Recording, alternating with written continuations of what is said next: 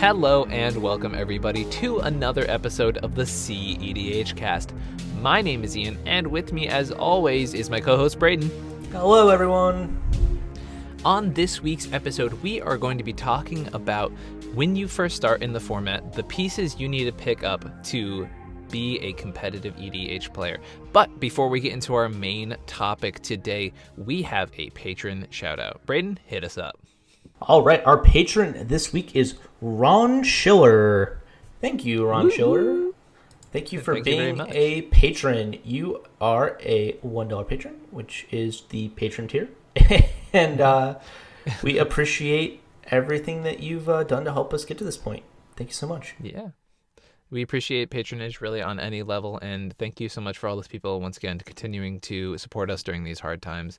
We are doing a lot of really great stuff, including moving forward with the podcast. We've been able to give people merchandise, been able to start pushing towards stuff like that, and we have also been able to, as we heard about recently, pick up Braden a camera, pick up the new microphone, which you should be hoping to hear in crystal clean quality, and we're moving to adding different kinds of content, like working on our 750 subscriber gameplay video. When we hit that point, we will have a gameplay video stream celebrating the fact that we hit that subscriber number, and we're real close right now. So thank you for all your support, and remember to hop over to YouTube and hit subscribe. Yeah, and one thing I wanted to mention while we're still here in the little Patreon section is now we're offering a service where if you want us to play your decks on stream or maybe even do an episode about it, you can just reach out to us on Discord and we will figure it all out. Just give us a deck list. We can discuss like how that all works from the Patreon side, and then we'll have an episode all about that. We just last night, earlier this week, hopefully for you, did a stream with Brea. So we played Brea through the night. Yeah, if you're interested in that, just reach out to us on Discord. Yeah, we are happy to work on decks. We even sent Board Swim here, who was the individual who gave us the deck. We gave him suggestions. We sent a revised list. I sent him a list of changes to things to remove, things to add. We're happy to work on that with everybody. So on to the main topic. As we well know, cEDH is a format that does demand a certain price tag, and I know people are 100% pro proxy, and we 100% represent that opinion. We want people to be able to engage the format and be able to play at the competitive level as soon as possible.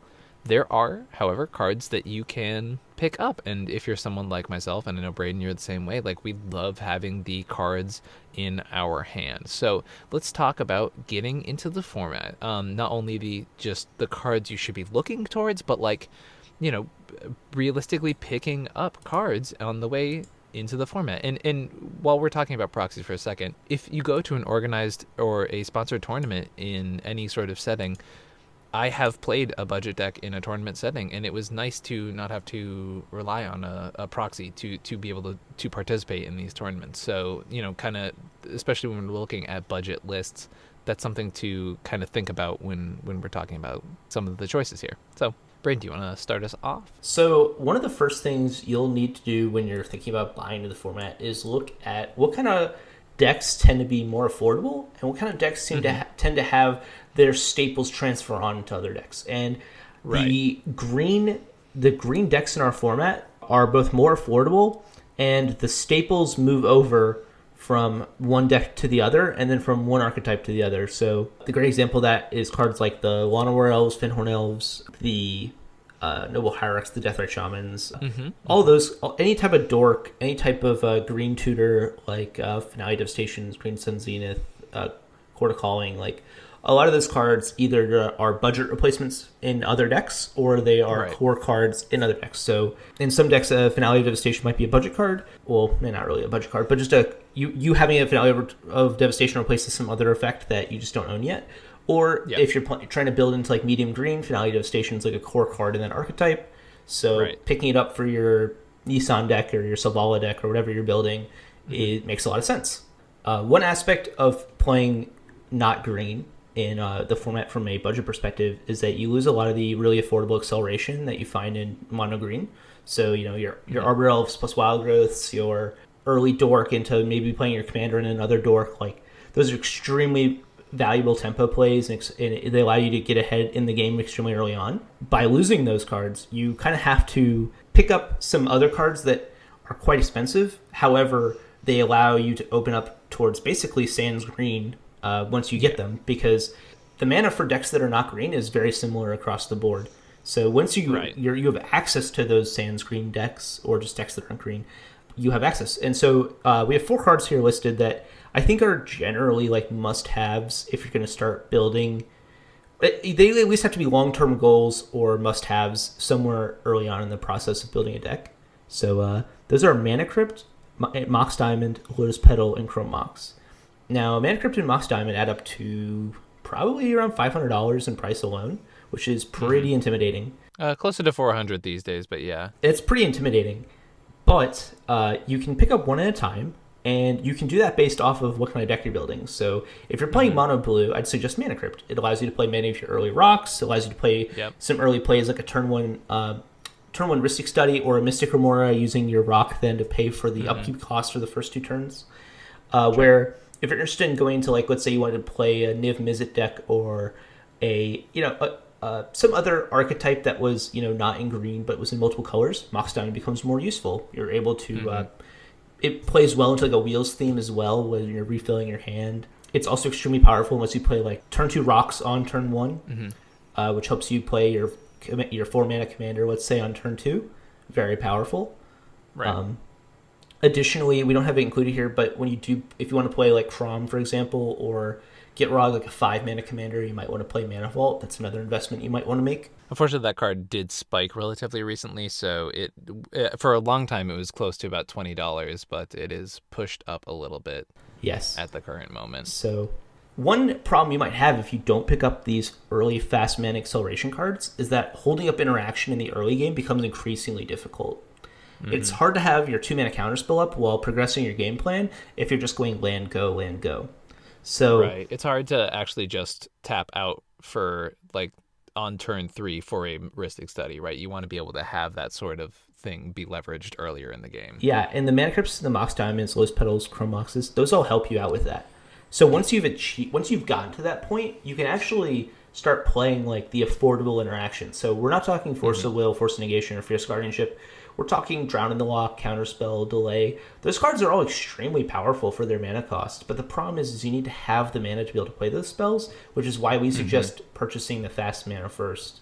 Yeah. One thing to note, if you're definitely looking on picking up the best bang for your buck when it's coming to these fast mana, the cheaper side of that will definitely be picking up Lotus Petal, which right now, after a couple of reprints, especially in the current times in May of 2020, we are seeing it at about like $7 or $8, which is like, it allows for some very explosive turns, and it's very much on the cheap side. And obviously Soul Ring, which is a staple in our format, and that's only looking to be about $3 or $4 depending on where you grab one. Oh, yeah, so sure. these are definitely like examples of our fast mana that like are extremely easy to pick up when you're first starting out.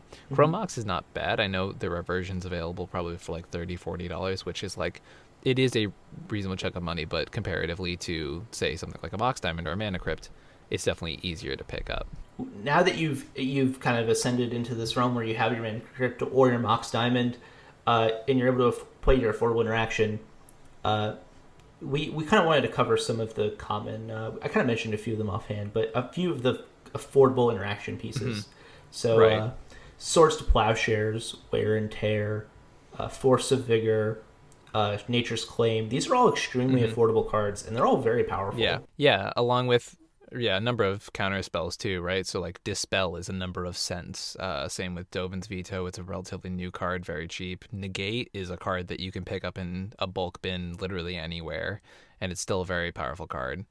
Swan Song might be going up in price a little bit nowadays, but it's probably something that's in a bulk binder. It might be a card that you had in a Commander Precon, so that's a card. It's definitely sub $10 at this point, I believe. Which for a card that's played in basically every deck that runs the color blue is still pretty okay. So you definitely, there's cards that I would say you see in almost every blue deck, and that's cards like Swan Song and Flusterstorm's around $20-something at the current moment, which is, Flusterstorm is actually around like $4, which is like the cheapest it's been for a very long time. So that's definitely, if you're looking to pick up a very powerful counterspell, that's one to pick up reasonably soon. Oh, for sure. Yeah, there's one for sale for $4 online right now. So Yeah. that's extremely affordable interaction, Yeah. and that's a card that's actually going to get your opponents. Like, Yeah. That's if one you're of on the a most budget powerful list, counterspells we have. it's one of the most powerful counterspells. If you're on a budget list and they know you're on a budget list, when you get them with the Flusterstorm, they're going to be pretty salty. So, Yeah. bonus points there. Definitely. Another one we're talking about is actually that kind of flirts between these two lines is Pact of Negation. Right now, you can probably get one between like $15 to $20. So it definitely is on the more affordable side of these kind of broken counter spells where you can cast them for free, and it's definitely an available option. I see that card seeing less and less play, though, in the upcoming months, thanks to Fierce Guardianship sprinting and Force Negation being printed as well.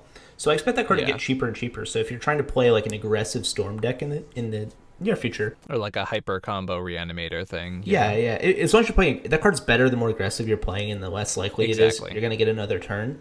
So it's definitely worth picking up if it goes into, if that's your play style or that's the kind of play style you're trying to build into. So let's talk about while we're here, let's talk about the A tier counter magic, because this is the stuff that gets a little more expensive, but we also start to see, and once again, like we just talked about the cards we were talking about a second ago, like Drown in the Loch, Dispel, Delay is actually on there because it got a really well priced reprint recently. Like all of these cards are actually seeing significant amounts of play, right? These are not just like throwaway cards that are budget options. These are like genuinely ubiquitous pieces that people play a significant amount, right? So, but now we're going to go to the A tier counter magic, as I said, that these are seeing play in nearly every single deck. They're basically must-haves eventually, but you definitely don't need them immediately. I will say, like, instead of running a delay, you might run a delay and a counterspell.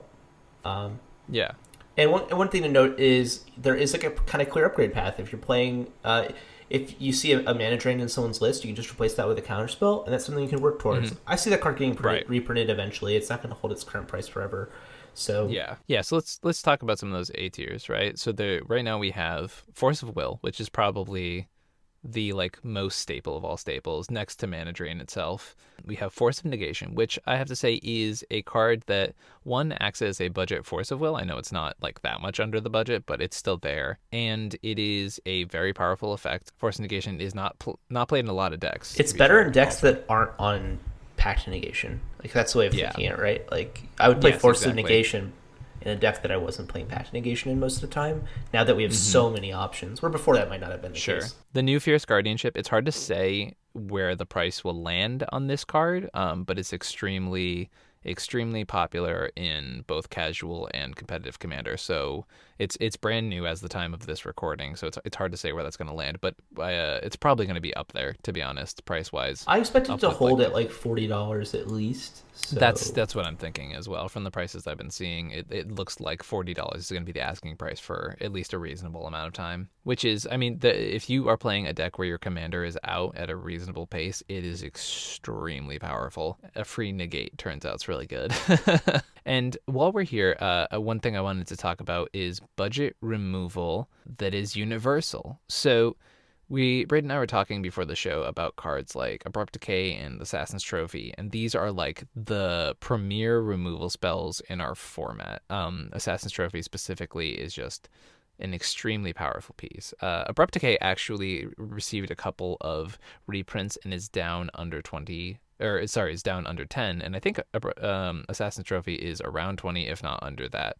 So these are really powerful pieces that are not going to break the bank specifically, but if you are looking to really pick up a list and it's in the color blue, which a significant amount of competitive lists are, you get a lot of options, such as cards like Into the Royal, Blink of an Eye, and Winds Rebuke. Now, and Chain Vapor also, which is a staple that I think you definitely pick up at only a few dollars a piece right now. The thing with these cards is that they are bounce spells for any non-land permanent, meaning that they will allow you to remove something. Obviously, it's not a permanent removal, right? We talked about things like swords and Assassin's Trophy. These are permanent destroy or exile effects. But these bounce spells, if you are playing a deck that can, bounce a card and then go to win on the following turn. These are very good options for that style of play. And, they are all commons, right? Blink of an Eye was common in Dominaria. Into the Royal's been printed like 6 times at common each time. And Wind's Rebuke was a common in Amonkhet, right? They really don't see a lot of play outside our format. So they're really good to pick up. So the next topic we wanted to roll into was, what is the reserved list? So if you're newer to Magic or Eternal formats like Commander, you may not know what the reserved list is. It's effectively a list of cards that you can find online. Scryfall has a great feature which lets you just go through all of them. It's a list of cards that will never get reprinted. And so there are some problems with that. Especially financially. From a financial perspective, which is like what we're focusing on here. Basically, there's multiple theories going on around how this works. It's kind of based on economic theory, but there basically is always going to be less copies of these cards every day because there's no new ones coming out, and houses flood, car accidents happen, stuff gets stolen, stuff gets lost. There's always going to be just less copies of many of these cards. Now, there might be hundreds of thousands of copies out there, but there's probably thousands and thousands of players looking for those cards. So right. The prices can change and go up and down pretty dramatically depending on bans or who on the market wanted to sell out their copies of it that day, or did someone try to buy out all the copies that are available in the market. So if you're planning on getting to cEDH and you really want to buy cards like, your Time Twisters, your Mox Diamonds, your Chains, your Dual Lands, a lot of the staples, like even Intuition is on the reserve list. A lot of these cards are on the reserve list. Gaia's Cradle. If you want to buy these cards, you need to have a game plan, because at the end of the day, every day you wait, the cards are probably going up in price. Now, they might go down. I mean, reserve list cards have generally been on the decline for the last year or two, but now they're spiking right back up, and they've basically lost any gain in terms of they've gotten cheaper has basically been lost in just the last few months. Yeah, there's been a little bit of a bounce back due to the stimulus money. Yeah, and it's been a pretty good time to buy reserve list cards for the last couple of years. So it's just something you need to make a game plan on. We're not going to spend a ton of time talking about this, but you should talk to people who own these cards. You should talk to people who maybe buy and sell Magic cards for a living if this is a topic you're interested in. But don't just wait forever is my advice. Yeah. These cards will get more expensive. I think Gaia's Cradle's gone up $100 in the last month or something ridiculous like that. Yeah. I would, at the current moment, with reserve list, there's a lot of peaks and valleys, just because, there is a realistic amount that people will pay for X amount of cards, right? So, as of right now, the current moment, economy-wise, we are seeing a lot of people buying into the reserve list, and there's a lot of economic stuff we can get into in detail to say that, but there will be, at some point, a bit of a relaxation on this, so the current moment, I genuinely would not suggest to seek these staples out if you're looking for them. So you just understand this is an aspect of the game. You might not be an aspect you like, but it is an aspect of the game that you just should be aware of if you're going to be spending a serious amount of money on these cards and moving beyond just budget lists. And knowing what your deck needs is important, especially, once again, we're talking about, like, if you find yourself in a scenario where you can't proxy up cards for the time being. Think about, like, for example, I went to a tournament with a list in which Time Twister loops were very important to the win condition of the deck, and because I did not have an extra $2,000+ at the time, I used the $6 Echo of Eons. These things are realistic ways of attempting to, like, work around issues like that. You know what I mean? It's just an aspect of the game. If you're interested in it, I would invite you to go reach out to people who know a lot about it. And also, these budget discussions, we are taking a moment to plug the Discord here. We are happy to talk about, going through this process with you. We're here in the Discord all the time. So, we are happy to answer questions like this when people have them. All right. So I think that wraps up our reserve list discussion and some of the core topics we wanted to talk about before we kind of get into the weeds. Yeah. As we're wrapping this topic up, let's now take this time to appreciate the fact that we are sponsored once again today. The artist who made our logo, Graphic Ginger, has sponsored us because he is participating in a Webtoons comic competition. He's a wonderful graphic artist, and we're going to play an ad for that comic right now. Our sponsor for this week is the indie webcomic Starcrossers. In a universe at war, two soldiers adrift in the endless sea of space collide. Can they find love crossing the stars together, or will a horrible realization tear them apart? Starcrossers is a sci-fi romance webcomic written and illustrated by Michael Tortora for the Webtoon Short Story Contest. He's also the artist behind our logo. The first 2 episodes out of 5 are up right now, and you can check them out in the link down below. Mike is a brilliant graphic artist, and this work is really a passion project of his, and I really think it actually has a really nice story. So feel free to go check it out. Make sure to like and subscribe the comic if you really enjoy it. I don't usually enjoy webcomics, but I do like space and stuff. And I actually am probably going to keep reading this, to be honest, which seems a little out of character. But I'm pretty hyped to find out what happens. All right, everyone, back to the podcast. All right, we should be just coming back from the advertisement you heard for our logo's artist, Graphic Ginger, and we are moving on to talking about different strategies you can pick up when first getting into the cEDH format, and especially looking at it from a picking up staples perspective. Braden, we have a couple outlined here. Do you want to talk about those? Sure. So the first category is the mono green category. It's probably the category I'm more familiar with. You have Selvala. Selvala is actually a very expensive commander. It's one of the most expensive commanders in the format, I think. Off the top of my head, it's more expensive than as far as just a legendary creature itself. Yeah. But the actual 99 is pretty affordable, and so if you already have a Selvala, or your friends are fine with you proxying that Selvala or borrowing one from a friend, it's pretty good. It's a powerful list. It also received a reprint very recently too, so it should be down. Oh, that's a good point. So yeah, it's probably actually a lot more affordable than I was thinking. So yeah, it's a super explosive. It's called Brostorm. Point of the deck is you just make your dudes super big, draw lots of cards, make tons of mana, win the game. It's pretty fun. Yeah, it plays a lot of cards that you don't normally see in cEDH. I will say that's one sort of wonky part about Selvala specifically as a mono green list, but it also does make it friendlier for a budget because you play stuff like pump spells, which normally aren't things that people invest a lot of mana into. So it's good to know. And the things that you play that are played outside of Selvala are staples, like your Arbor Elves, your Llanowar Elves, your Green Acceleration. Yeah, your Green Acceleration, your Green Tutors. Finale of Devastation is obviously a staple at this point. I think it's pretty fair to say. The next one is Yisan, which is actually it's an interesting one. It's not a great choice as a intro deck to the format. However, if you've been playing online for some time and you've practiced Yisan on Cockatrice or on online Proxied, and you want to be able to pick a deck up in paper, Yisan's actually a pretty good choice. Yeah. To clarify, because of the toolbox nature of the deck, Yisan it's a deck that is really rewarding to a skill gap, right? Originally, because of its budget nature and because the staples aren't going to break the bank on any level, it was treated as an intro deck for people. And this, just one clarification we wanted to add to this, is that Yisan is really good at that, not breaking the bank and bringing people into the format. However, it does test your skill a significant amount. So it's good to know when you're looking at that list. And the last section in mono green, the last commander is Marwyn. My local commander crew held a budget tournament a couple years ago, and Marwyn actually turned out to be pretty powerful.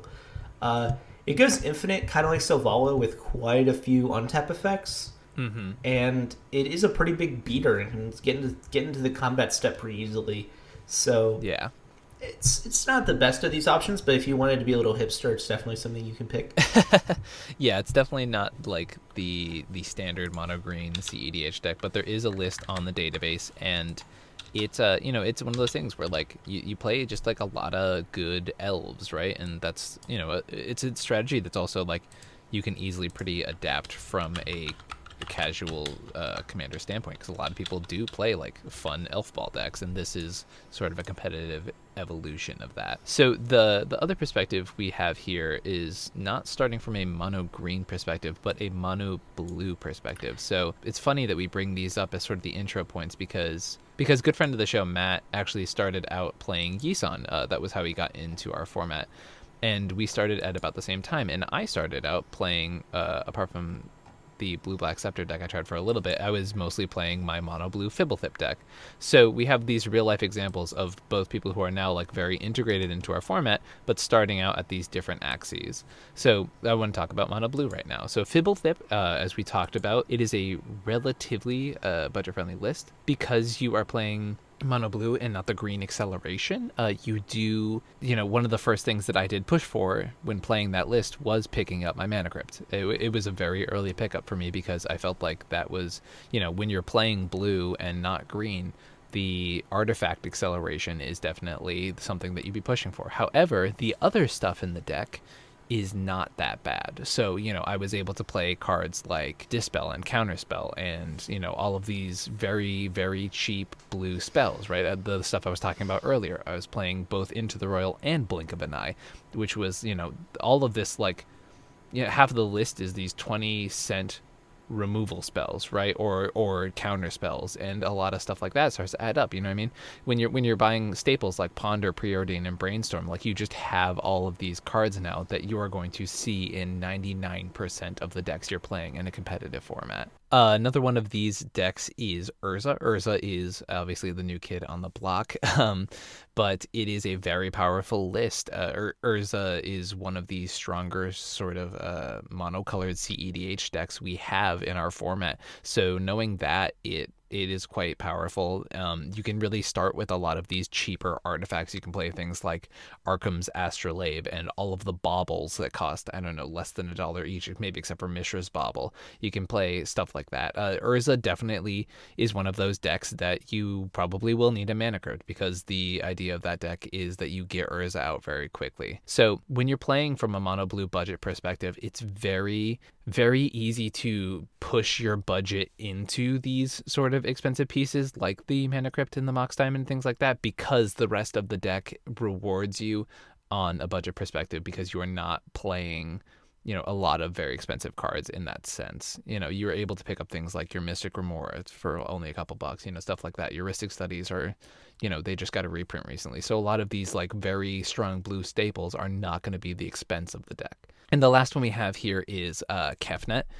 This is obviously a dual part thing because there are two cards named Kefnet that both are very reasonable mono blue lists. I am playing a list right now that was based off of a list brewed by Sick Robot of Kefnet the Mindful, which is a sort of hybrid Isochron Scepter polymorph time warp deck. And that, with some adjustments could be made into a very cheap list. Same thing there where you're really, that list actually, Mana Crypt can be a big detriment to you when you're taking a bunch of extra turns. So I think the more expensive cards in that deck would actually be the turn effects. And then the 4-mana Kefnet, God Eternal Kefnet from War of the Spark. The card itself is reasonably cheap. That list is a little harder to get on the budget because the cards like Chase the Mind Sculptor and Scroll Rack are actually needed as win conditions in the deck. So that one, just to be clear, is a mono blue list that does require a few extra expensive staples when you're getting into the format. But once again, you play these decks, and the turn effects aside, you're getting all of the good pieces like Heuristic Study, all of your cantrips like Ponder, Preordain, Brainstorm. You're getting all of your counter spells like Counterspell, Negate, Delay, Swan Song, Flusterstorm. All of these pieces that you're picking up, you will need for these mono blue decks, and they're not going to break the bank while you're first starting out. Another way to break into the format, if you notice, we've talked a reasonable amount about blue, we've talked a reasonable amount about green, and that has culminated in, there's a very popular budget list out right now that involves the partner pair of Thrasios and Kydel.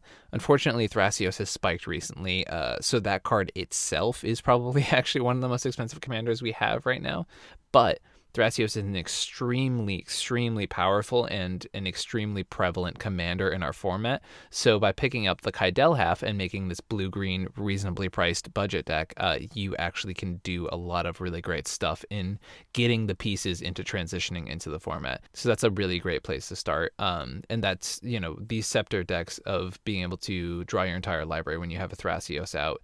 When you assemble the combo of Isochron Scepter and Dramatic Reversal with a reasonable amount of non-land permanents that tap for mana out.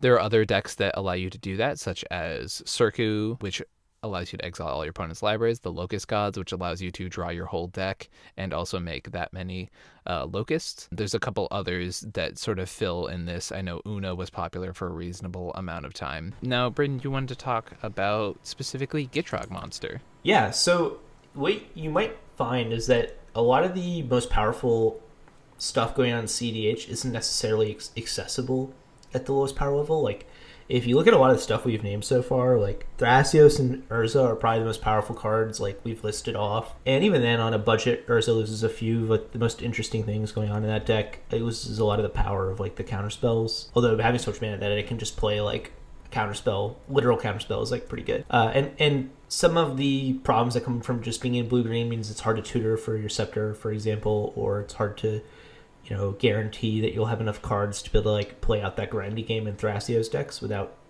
black or white or red in them is like a problem. The thing that I find impressive about the Gitrog Monster is that a lot of the fast acceleration in the format that the Gitrog Monster tends to use is extremely affordable. A lot of the cards that are in the Gitrog Monster are easily transferred over from the mono green decks, and a lot of the powerful black cards in Gitrog are casual staples or relatively affordable. So I'm a big fan of Gitrog. And additionally, you can play the Gitrog Monster and have it like threaten turn 4 wins if you're on a $50 budget, let alone like a $200 or $500 budget. Yeah. At those budget levels, like you can start to like actually pressure the table extremely aggressively. And if you're on let's say you're on a $200 budget, you might already own like $100 or $200 worth of the cards already just by like owning a Demonic Tutor and like a Mana Crypt or something. Like, yeah, it also plays a lot of the acceleration in black that like later on can be used in a lot of the farm decks that are in the format. So it's a great list, I think, in terms of just power level. In terms of staples the deck runs, the deck is just like staples plus lands cards and dredge cards. And then the Wake Edition is hard to explain but easy to get to. You just have to discard Dakmor Salvage infinitely, and most of the time, if you're new to the format, people won't make you explain how it works. They might, but... Hopefully they should be helping you to get it all figured out. A lot of the staples in that deck are very cheap, so I think Gitrog's a great option if you're newer to the format, and maybe like you're interested in the black decks.